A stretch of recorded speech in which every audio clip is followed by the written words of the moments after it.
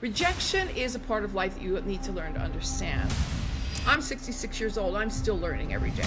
Today's guest is a true force of inspiration. She's an internationally acclaimed media personality, award-winning producer, director, author, and former supermodel. Or as the founder of In the Limelight Media, continues to inspire millions through her work in self-esteem and personal growth. Please welcome the incredible Clarissa Burt to the Ignited Neurons Podcast. That if you're someone who feels that we live in a fragmented world, and somewhere the root of that is how we connect with our own selves, our self-esteem, and how we identify ourselves as human beings, then this episode will be for you. Your dreams and your desires are lovely things to have, but always know that, nothing is handed to you on a silver platter, and that the things that you really, really want to have happen in your life, you have to work for. So one of the first things in self-esteem is just to really get, all of the fundamentals down, if you will, knowing that whatever you are and whoever you are is so much more than enough, because enough isn't enough.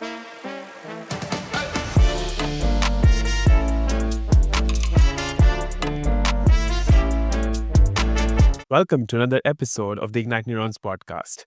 Before I started to record this one, I had an introduction for my guest today. Clarissa Burt joins me from the US. What I thought was that I'll introduce all her achievements to you, and that's how we'll do the intro. But as we were talking before we started recording, it came to me that if you're someone who feels that we live in a fragmented world, and somewhere the root of that is how we connect with our own selves, our self-esteem, and how we identify ourselves as human beings, then this episode will be for you. I can't assure you that Clarissa and I will have a solution at the end of the 45 or the 50 minutes that we have, but I assure you that we'll ignite some neurons and that'll be worth your while. Welcome, Clarissa, to the conversation. Thank you so kindly. Thank you very, very much. Looking forward to this conversation, and there's a ritual at the podcast because we want to start really deep into the ocean of who you are. And the question that we start Clarissa with is that if that 8-year-old Clarissa, wherever she was growing, wherever she was in that 8-year-old Clarissa, if that Clarissa were to come and meet you right now, what kind of a conversation do you think will emerge? Well, 18-year-old Clarissa wasn't very sure of herself, that's for sure. Coming from a tumultuous background and a tumultuous, home life it was a little bit difficult to understand, just exactly where I was going to be going and how I was going to get there. But, the universe ultimately always takes care of that. So that's message number one, and fear not and know that, if you really do believe, again, your dreams and your desires are lovely things to have. But always know that, nothing is handed to you on a silver platter, and that the things that you really, really want to have happen in your life, you have to work for. So there's message number two. The 18-year-old Clarissa was just, full of all kinds of hope. And the first thing she wanted to do was graduate high school, which I did early, and get into New York City. I was living in New Jersey at the time. So, New York City was a 2-hour train ride. And I got myself a job at 20 years old, I think, in New York City. And so I would go back and forth every day, and it killed me. For a year, I was up every morning very early, getting the trains and getting to work and coming back. So it was, but it was exactly what I wanted to do. It was the growth I wanted to have. I wanted the bright lights of the big city, and I knew I wanted to model. That was one thing I really wanted to do. As a young girl, not only was I Mary Poppins in the kindergarten play, so that should have been a first a first indication that I was meant for, the microphones and the stage. But I used to love watching the back in the day, we had only 3 channels on the TV, but there were every Saturday these beautiful big movies, with Ava Gardner and Rita Hayworth and dancing and beautiful gowns and handsome, leading men.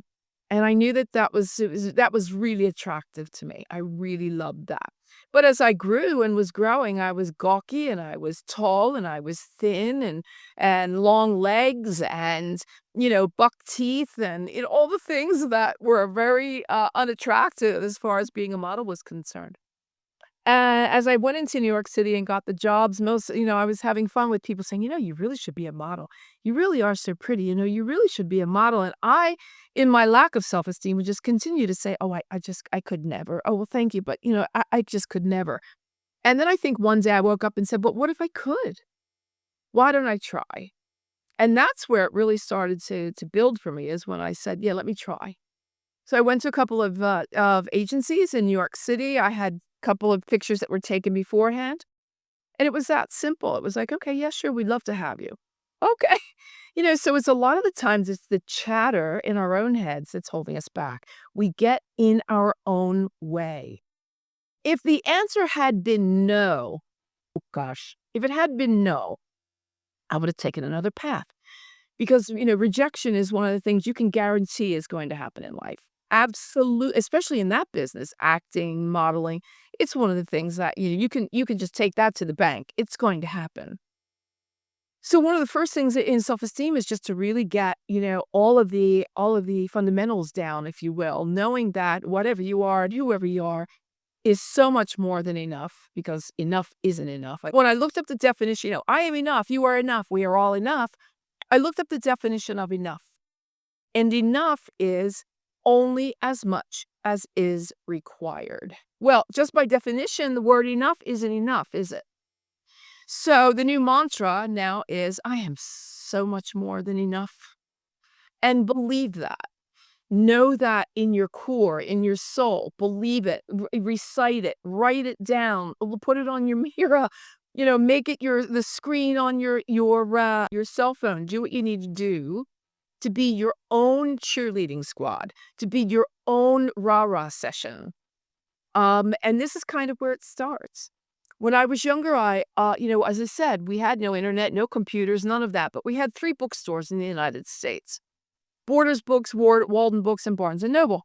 And I take the moment to say that my book is in Barnes& Noble, and it has been for the last 5 years, so was a crowning. It's like a full circle moment, right? But I would go to a little section in the back, and it was self-help. And in that little section in the back, honestly, there couldn't have been 40, maybe 50 books about self-improvement, self-esteem, all the things. We didn't even call it personal development yet, Today, when I walk into Barnes & Noble and I so proudly see my book there, it is the personal development section. It is rows upon rows upon rows upon rows upon rows upon rows of books in that section, and it is now a billion-dollar industry. To the point, right? And the point is that we are always looking for solace, advice, a way out, just answers, things that will give us a structure, a blueprint sometimes, if you will, right? On how we want to be and who we want to be, which is extremely important to understand at an early age. Hmm. There's so much to break down from what you've just shared. And I was taking notes, and within the first 7 minutes, the whole page is full now. Uh, If you want, I can talk less. no, no, no, no. I love it. I love it. I love it. I think what I'm going to ask the listeners to do is to really have a notepad while they listen to this and take notes, because I think until unless you take notes, nothing's going to stick. And I think until unless you action, nothing's going to change. And so you spoke about fear, you spoke about dreams and desires, you spoke about working for everything that you want to achieve and nothing's going to be on the silver platter. You spoke about lack of self-esteem in the early days. Let's pick one of these. Dreams and desires. We have plenty, but the fear and the chatter within stops us. And you very easily said, Clarissa, that you went to a few agencies and you got through, but it would have been a tough journey, I'm imagining, because as rejection is part of any industry. So how do you do a reality check there for someone who has the dreams and desires, but the Yeah. fear paralyzes them? What Well, should they be doing? I think rejection is something important to understand is when you go in for a job interview, or when you're going on a date, or when you're going, again, to an agency, or that rejection is a part of life that you need to learn to understand and also almost embrace, because rejection is something that, first of all, you take it on yourself, and you may think that it's me that they are rejecting, when in reality, many times they don't know what they're looking for in that job, that lovely person you went on the date with, whatever. A lot of times they are in lack of self-esteem, in lack of knowledge, not knowing what they're looking for. And it's not always necessarily a reflection on you. What you have now under your belt is another experience where it didn't work out the way you might have hoped, but it's another stepping stone into the direction of where you do want to be.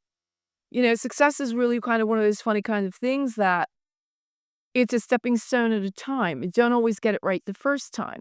We talked about fear, right? And fear, a lot of times, it's fear of failing. The rejection part, the fear of failing. When failure, if you take the word fail, it's your first attempt in learning. And that means, it didn't always necessarily work out the first time, but now you're that much closer to another really great, learning moment, a teaching moment, if you will, a learning moment, and that much closer to, a successful outcome. So we don't always get it right the first time. We're not always going to get it right the first time. If you get it right the first time, can you imagine if Ford had gotten the first car off of the assembly line perfect? Didn't happen. No. Can you imagine Einstein? Was it Einstein that came out with the light bulb? I think it was. No, it was I think Edison. Yes, Edison when he came out with the light bulb. Yeah, you think that happened right away? Do you think the first phone, the telephone with Alexander Graham Bell, do you think that happened right away? Or Marconi with the first radio waves? No, it doesn't. And if they had said, "Oh, gee, it didn't work, and I'm a failure," and where would we be today? We may not have electricity or radio or all the things. Right now, I'm exaggerating, but I think you get the point Yeah. when I say never give up. Never give up. And if I had tried for the 10th, gone to 10 agencies and they all said no, I might have said, okay, you know what? Maybe it's not modeling I want to do. Maybe it's acting. Maybe I need to be on the stage. Maybe I need to be in movies. Or maybe I need to be on broadcast television. In other words, there's ample opportunity, right? And when the opportunity presents itself, jump on it. Be afraid of it. That's okay. Be petrified of it. That's okay. But do it anyway. Because I tell you that you'll learn so much about yourself in that process. It becomes so exciting to know, gosh, I can't believe a month ago I was so scared to, take a microphone and get on that stage. And now I can't wait to get that microphone and get on the stage. It's so much fun. Love it. Oh, love it. Like I'm slightly speechless because you're saying such powerful, beautiful things. Mirror neurons are firing in my head because I think every word that you're saying absolutely Hey, brilliant. guys, no fighting, no fighting. Yeah, yeah. So you spoke about failure as something that it's your first attempt in learning. Yes. I think a great way to reframe everything that we are speaking about, Clarissa, for our listeners is that just pause and ask yourself, like you said, right? Don't give up. Find some other opportunities. You can find another path. And the question you must be asking yourself is, what did I learn through this moment? And that just changes it just flips the script because then you're not worried about how you're not being able to do something, but what you're concerned about is, or what you're focused on is, how are you growing? How are you getting better at something? Some of you spoke about this idea of the lack of self-esteem, and since the book is in Barnes and Nobles, I'm going to keep coming back to self-esteem because I think that's such a Yeah. the world has gone through such cycles on this, right? That there were generations who were completely unsure. And I'm talking about generations maybe 50, 60 years ago. Yeah. There were generations who were so full of that self-esteem that they were not fully functional because of that. Then there were generations, and I'm overgeneralizing it, but there are generations who are still figuring out what their relationship with self-esteem is. Yes. And so if we were to simplify it, how Some does people don't even know what it is. lo- let's start there. Let's start Yeah, there. So the first but question is, what is so self-esteem? well, first of all, I like to real well, self-esteem is a real a lot of things, right? It's not just, people say, "Oh, okay, I know. Never compare yourself to anybody else." Okay, that's a great start. But really what it is, it's a complete and total belief in self. It's the perception of yourself. It's how you treat yourself. It's what you say to yourself in your subconscious. And be very careful with that, by the way, because what you tell your subconscious, it will believe you. It's how you will allow others to treat you, right? So, we are all, by the way, we are always a work in progress. We were talking before. I'm 66 years old. I'm still learning every day. There's still something about myself I learn every day. And there's still something that I must say now because I've written the book and because I really took a very deep dive into self-esteem and personal development early on, that I have implemented, that I apply to my life, that make me very proud of the things, there was a time back in my life that certain things, boundaries that were, that were broken, or, just I was coming more from an angry way, righteous, I had to be all that going on. Well, that doesn't get you very far. Let me just tell you that. Yelling and screaming, because that's what I learned at home. That's what I knew. And when I got out into the world, I understood that things had to be very different. And so that's where the work on self starts, right? Take what your parents have given you, thank them for what you got. It may not have been perfect. In fact, I guarantee you that it wasn't. But that's where you then start to reparent. Let me say that again, where you start to reparent yourself. Right now, it's your job to start to take care of the things that your parents used to take care of, right? And so if you come from a household where they were telling you only negative things about yourself, you have to get out into the world and say, well, my mom and dad told me I really wasn't a very good person. You have to then get out there and say, well, it must be true because it's what my parents told me. It's what I know. It's what the tribe said, and there's a lot of generational trauma stuff in here. We won't go down that rabbit hole. But it's on you now to say, okay, I can't be that bad. And I want to learn now love of self, right? And that's where you start to understand where and how you need to go in order to create a support group, find the friends in your life that are going to be uplifting, then you will be for them as well. Get into the courses, get into the classes, read the books, make it your life's mission to have the tools in the shed that you will need at any given moment to be. I make the analogy of the hurricane that comes. You know how life will trigger us, right? Here comes that hurricane, and it's coming fast, and everybody's got to hunker down. Well, in the storm, you may, as standing very strong in your stead, right? You want to be really strong when it comes by, but here it comes. And so you might lose a leaf, or you could even lose a branch, right?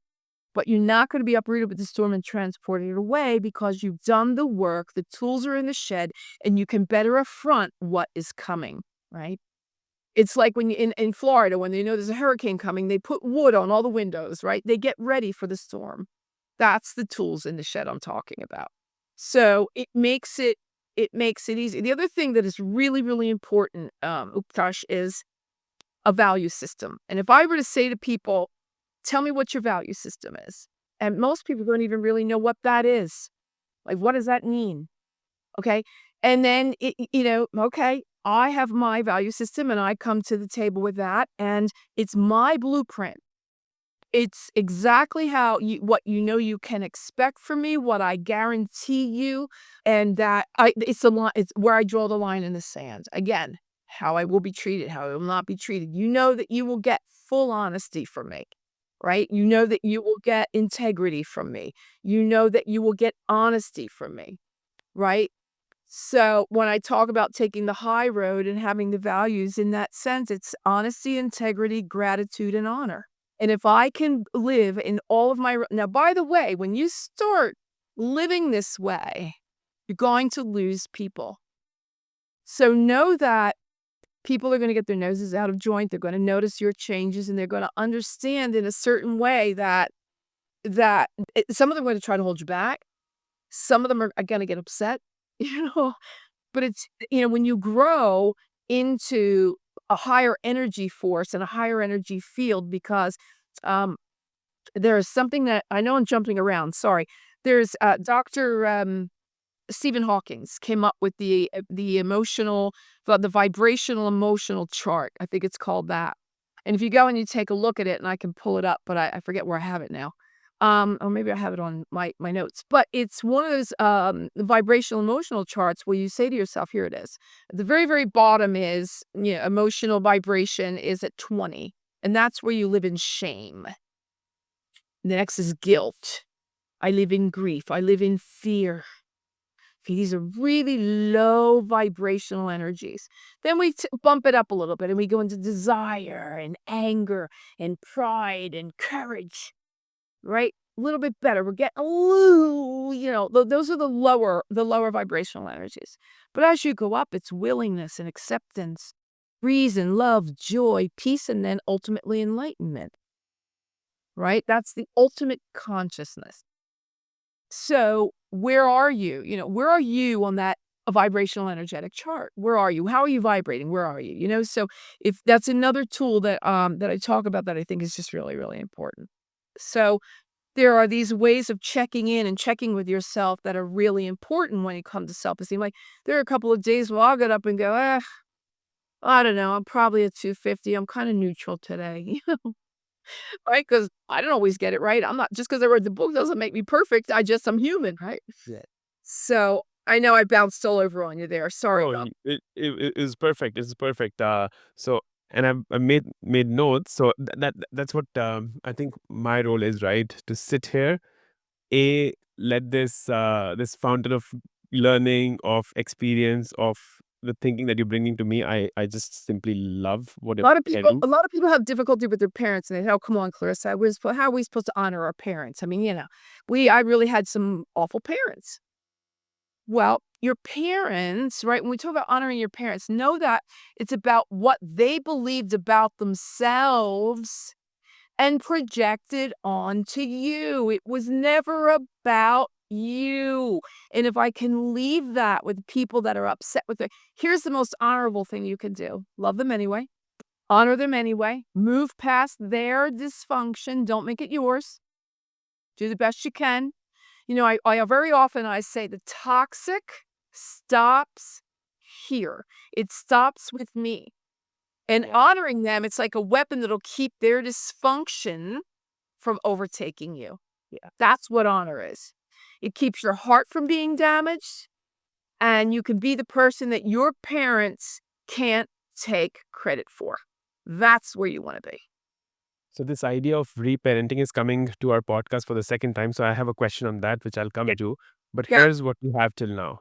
So one is we start with that complete and total belief in self. What are you telling your subconscious and how are you programming your mindset? I think that's where the key lies. That's like the first level of our entry into this work that we're getting into. Then the second is a lot of that conversation has happened or is happening, the subconscious, because of what our parents have told us, or Yes. sometimes larger, maybe what society has told us. Yeah. And the idea that you're giving your here is to reparent yourself, care for yourself, and Yeah. reprogram yourself, which I love. So we'll speak more about that. And that means take care of yourself because now you don't have a parent taking care of yourself.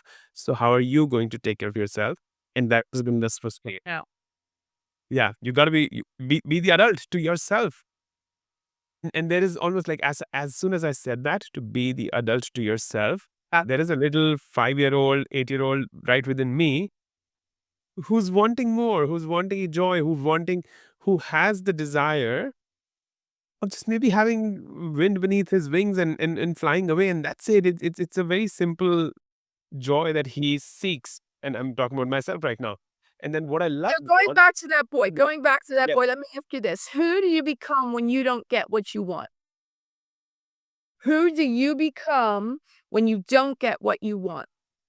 And here we're talking a little bit more about now moving into emotional intelligence. yeah, yeah, How do you treat people that can do nothing for you? yeah. The answer there is Right. I become someone who I don't want to be. That's what I would call like a superficial answer. And then I went deeper, Clarissa, and I thought about my values because you spoke about your values and they came to the forefront. And there's a value there which is love. And so that my personal value then tells me, Utkarsh, it's okay for how things are shaping up. How can you be more loving of yourself, of the situation, of other people? But I'm not going to go there yet because the answer is that when I don't get something that I want and I feel I desire, Yeah. I feel rejected. I feel dejected. I feel it's not working out. Yeah. I So think what? the most important thing is to be prepared to live in a constant state of evolution. That's extremely important. And then people, a lot of times when we talk about self-esteem, well, I mean, I don't know, just, I'm not good enough. Well, listen, let me just remind you that you were made by all that is perfect. You were made, you can call it whatever you want. I don't care what name you give it, but you were made by all that is perfect. Believe me when I tell you they knew what they were doing, or it knew what it was doing. Call it whatever you will. Pretty simple stuff. It's just, again, we have to get out of our own way, and we have to get the voices of the familial tribe, of our peers, of media, of social media, of all of the formative processes that we go through in our early years. And then what happens? We no sooner out of the house with our parents and all, then we jump into college and university. Oh my God. You know, so we just talked pre-show. We talked about what's going on, there. So, there's really very little time for us to stop, take a deep breath. Like, where do we do that? Where do we stop, take a deep breath and go, okay, great. Calm, peace. Who do I want to be? Where do I want to go? I am now the director of my movie, right? What do I want this movie? What kind of legacy am I preparing, to live? How do I want to live my life? Chris, I'm going to challenge this, and here's where this is coming from. What you're saying is absolutely true. I 100% resonate with it. You're calling it the director of movie. I call it the author of my story, and we're resonating on this. But the world is unforgiving right now. The kind of social media that we are bathing in, we are consuming, we are endlessly scrolling through, that does not allow me to even get in touch with the partner next to me, get in touch with the child that I have, get in touch with the friend that I have. And I'm always looking at that algorithm. And that algorithm is Step back, step back. Step People are away. doing that enough. Take the time. If it's meditation for you, if it's a hike, if it's a walk, it back into nature is really, really important. Take a swim, get to the beach, do what you can to take that self-care is really important. I talk about that a lot, and it's non-negotiable.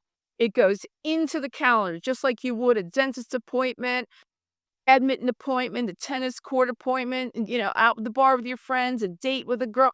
All those things get put into the calendar. Why is it then we are constantly making ourselves less important by not giving ourselves our time? Because especially in these times, we have got to regroup and regenerate.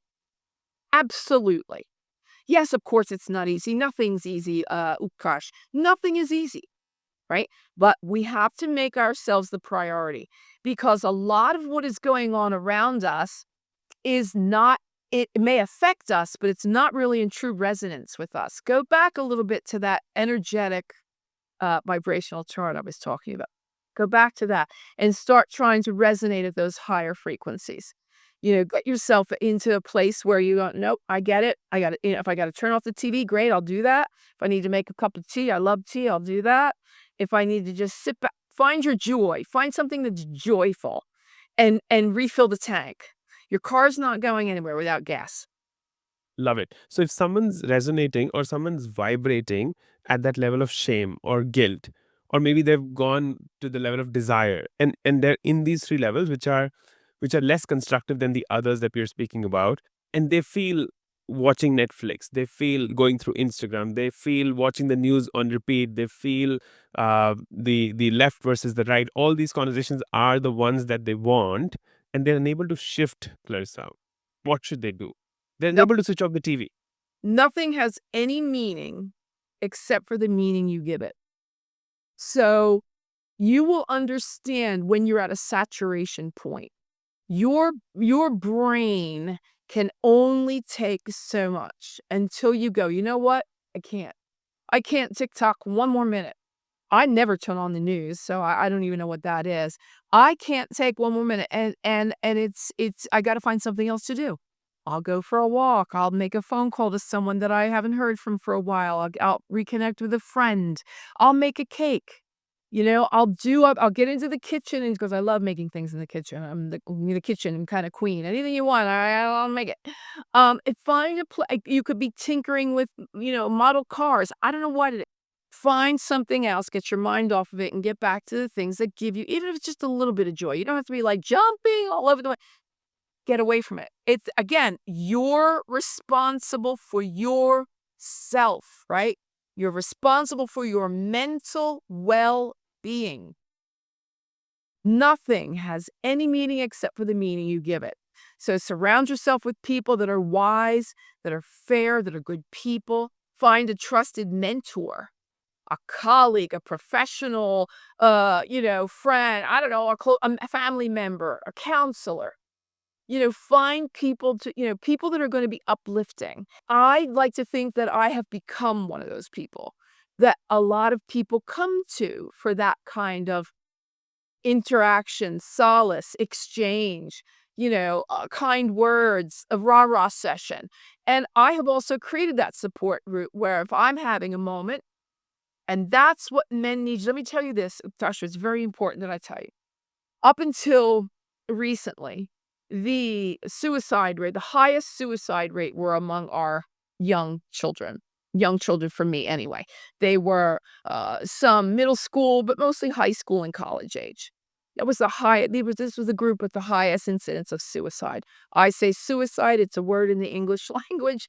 If you want to prefer on the live, that's fine too.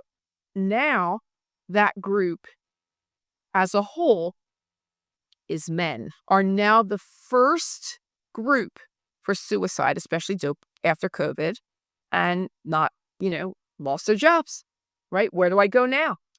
And a lot of people were an older, my neighbor's a lovely guy, but, he was 60 years old and corporate, went, see ya, where do you go from there?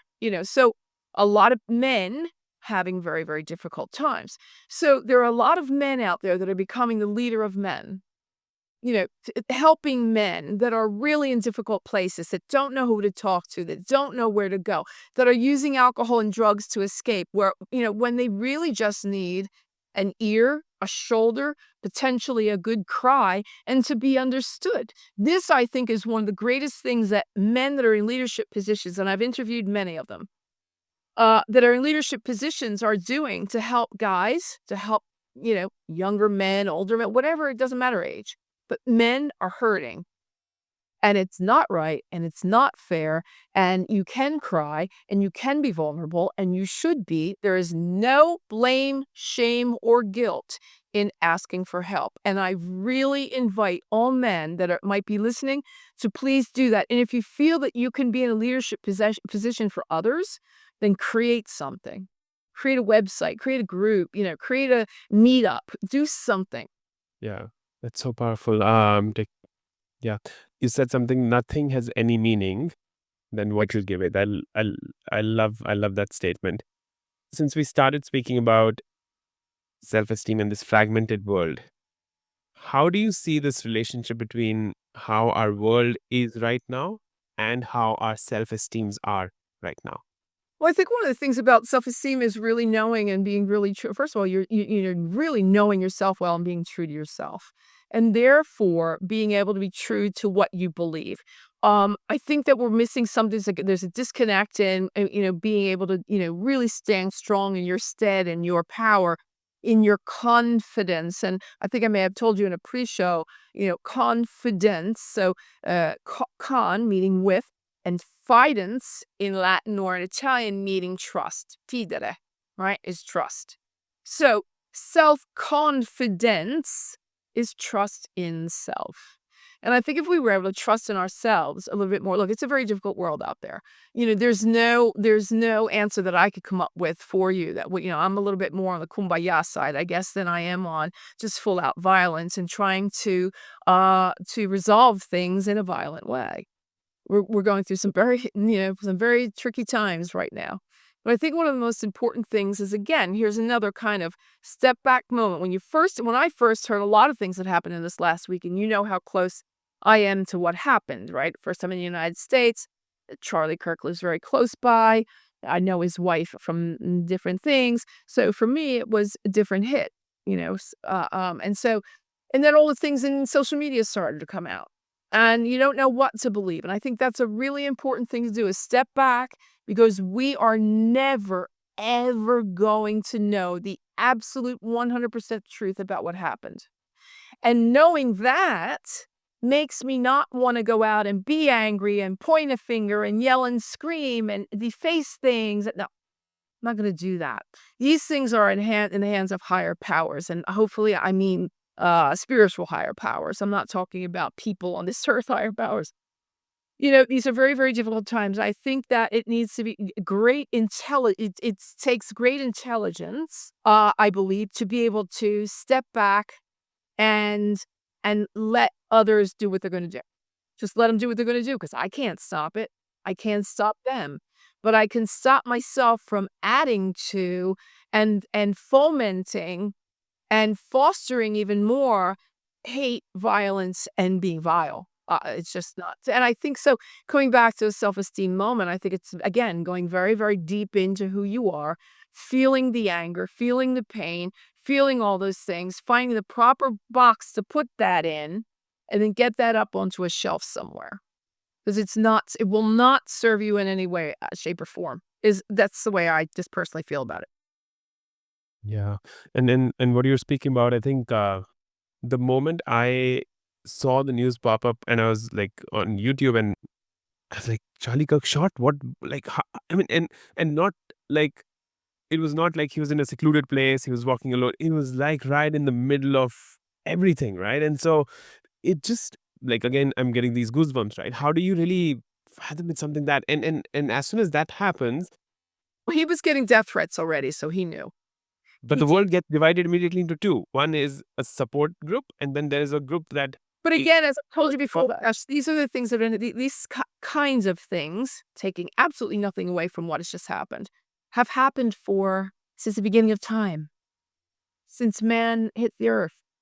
I mean, hate and violence and, tribalism and war, it's always been. Separation, divide, it has always been. And it's unfortunate to see, and it's unfortunate to say.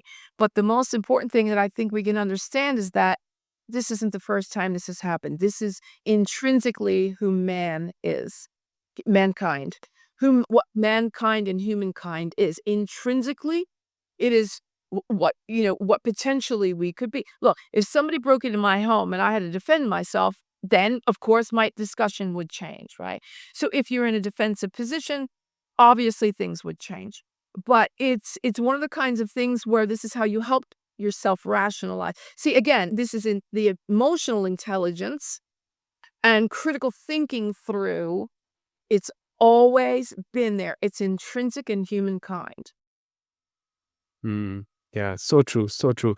If someone's still listening to us and they've spent the 40 minutes and they're intrigued by the conversation that you and I are having, if you could, and the world lives in tips and tricks, I don't believe in them, but the world lives in tips and tricks. If you, based on your experience, could tell them, here are 3 things you can start doing today that'll help you solidify, understand, and express who you truly are, what would those be, Clarissa? Don't let anything become a matter of pride, ever.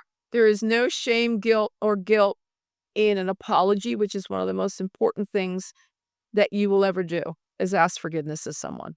Sometimes, even when you don't think you're wrong, most times, even when you don't think you're wrong.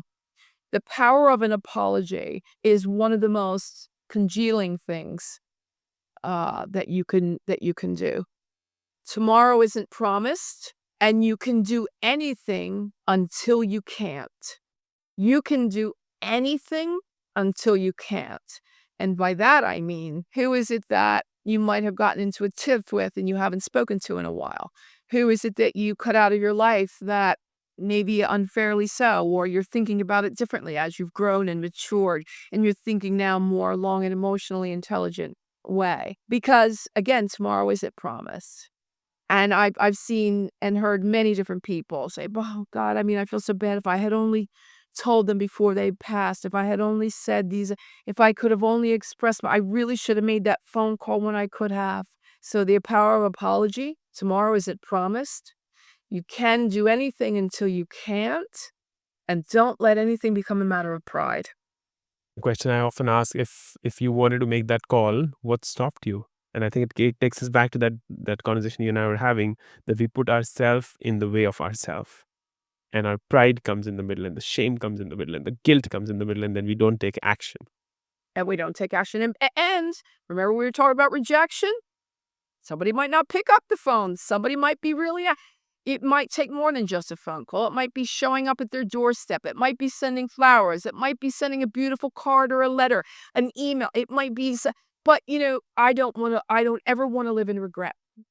I don't want to live with regret ever. I want to know that I did everything that I possibly could have, and that then will give me peace. Love that. Love that. And so as we move towards the end of our conversation, and it's been an insightful, like I'm going to go back and listen to this again because it's pages with notes. If now you said somewhere you were 66, if now we go 14 years into the future to that 80-year-old Clarissa, and if that Clarissa were to come to you right now and give you one piece of advice, what would she say? That's a really great question. I think the most important thing I would say is I really want to commend you for having taken responsibility for your life's emotional pain, that you took ownership of wanting to become the best person that you could possibly be, even in light of the things that you didn't cause. So you were born into a certain way. You could have gone left or right. And this is everybody has this many different times in their lives. You come to the fork in the road, and you can go right or you can go left. You can take the red pill or the blue pill, right? Which one are you going to take? My personal mantra right now is I want to be a better person tomorrow than I am today. I don't know what that means yet. And it could be just a little gesture. It could be a grand overture, But I know that that is every day when I wake up, and I know that I live in full gratitude and all the things we spoke about before. But I live in abundance and gratitude and great thanks every day. There are people in this world that will never get, that are living in absolute hell right now. And whether they, it be in hospital or in war zones or whatever that is, there is no reason in the world that I or you or 99.9% of the world shouldn't be with a smile every day, being the best they can possibly be. Just my personal opinion. Beautiful, beautiful. To everyone who's listening, we went from the 8-year-old Clarissa who said that she was unsure of where life will take us. She had the dreams and desires, to now listening from the 80-year-old who said, complimenting the previous self on taking ownership, accountability, and being the best that you can be. And this idea, that all we need to do every morning is to be better than what we were yesterday, and things will be taken care of. Yep. If you can take one action from this conversation, go call that friend, call that family member, call that colleague, that manager, that whoever you had like a riff with, and you feel like you could just call them and say, I apologize for the way I behaved, or let's have a conversation about that. I think that'll be beautiful.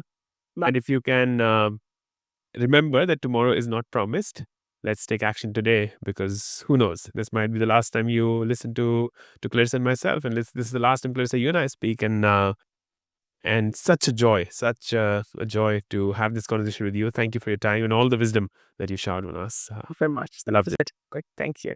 Thank you. To our listeners, till we meet again, make sure to share this podcast with someone who you think might value it. We'll have maybe a part 2 with Clarissa, because I still want to have more conversations on reparenting, and we'll come back to that. Many more. This is Utkarsh. That's a wrap for today's episode of the Ignite Neurons podcast. If you found value in this, here's what I recommend. Take out a paper or a diary and just put down one thing that you can change about your life because you listen to this podcast. I'd really appreciate if you could share that in the comments below, because I'd love to see how it's impacting you or not. If you're on YouTube and watching this, then like, share, and subscribe, and please make this wisdom go viral. And if you're someone who loves your podcast on the go, then Spotify and Apple Podcasts are your go-to places, or wherever you're listening to this, just like, share it with a friend, and leave a comment, because I'd love to engage, love to have a conversation with you. Until next time, till we meet again, keep those neurons ignited, stay curious, keep learning, be someone who embraces a growth mindset, and I look forward to seeing you very soon.